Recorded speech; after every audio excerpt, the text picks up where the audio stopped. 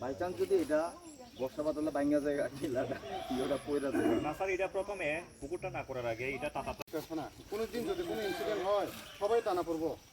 আমি তো যাবোই কোর্টে, আপনারা যারা করছেন যারা পুকুর খারাপ যাইব আমি তো এভাবে লিখে দিব, কারণ আমার তো ভিডিওর সাথে সব মানে আলোচনা করে ডিপার্টমেন্টে কইছিল এটা তুলিয়া দিব। তারা তো এটা তারা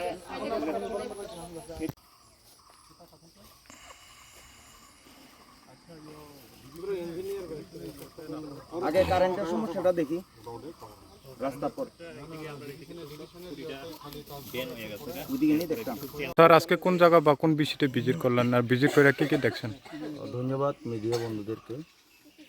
এটা অনেক দীর্ঘদিন ধরে আমাদের কাছে একটা প্রবলেম নিয়ে এলাকার জনগণ আমাদের কাছে এসেছিল যে এখানে ইলেকট্রিসিটির প্রবলেম রয়েছে, সঙ্গে রাস্তাঘাটেরও প্রবলেম রয়েছে, যে কারণে এখানের যারা বাসিন্দা তাদের আসা যাওয়া করতে অনেক অসুবিধা হয়। সেই সঙ্গে এখানে যে ইলেকট্রিসিটির লাইন রয়েছে অনেকটা খুঁটি এখানে ভেঙে পড়ে গিয়েছে, আর সেই সঙ্গে যে ইলেকট্রিসিটির যে কারেন্টের যে ভোল্টেজ অনেক কম। এই বিষয় নিয়ে আজকে আমরা ইলেকট্রিক ডিপার্টমেন্টের সিনিয়র ম্যানেজার, আমাদের ব্লকের যে আধিকারিক, ইঞ্জিনিয়ার সহ পঞ্চায়েত সচিব সহ আমরা এখানে ভিজিট করে আমরা যে সমস্যাগুলো আমরা এখানে সরজমিনে আমরা পরিদর্শন করলাম, এবং আমি ওনাদের সঙ্গে কথা বলেছি যে ইলেকট্রিসিটির তরফ থেকে ওনারা অতি সত্বর এই যে ইলেকট্রিকের যে সমস্যাগুলি রয়েছে ওনারা সমাধান করার চেষ্টা করবেন বলে ওনারা এলাকাবাসীদের আশ্বাস দিয়েছেন। এবং সেই সঙ্গে আমরা যে রাস্তাগুলো অনেক সমস্যা রয়েছে, মানুষের আসা যাওয়া করতে একটা গাড়ি ভালোভাবে আসতে পারে না, আর এটা অনেক বছর ধরে যে বর্ষার কারণে রাস্তা ভেঙে গিয়েছে।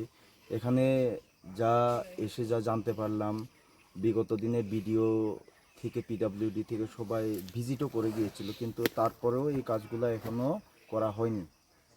আমি ইঞ্জিনিয়ার সাহেবের সঙ্গে কথা বলেছি, ওনারাও দেখবেন যে কিভাবে এটা তাড়াতাড়ি এই রাস্তাটা সলিউশন করা যায়। আর আমি ডিজাস্টার ম্যানেজমেন্টের থেকেও চেষ্টা করব যে যেহেতু বর্ষার কারণে এই রাস্তাটা ভেঙে গিয়েছে, এটা ডিজাস্টার ম্যানেজমেন্ট থেকে করার কথা আমি যতটুকু আমি জানি।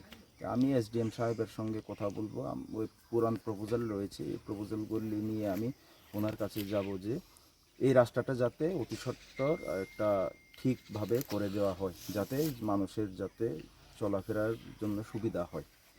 তো এই পাড়ার নাম হচ্ছে গিয়ে নিত্যা কুমার পাড়া, এবং এইদিকে অনেকটা পাড়া রয়েছে, বাসনা পাড়া রয়েছে। এটা 48 করমছড়া বিধানসভার অন্তর্গত সাউথ ধুমাছড়া ভিসি।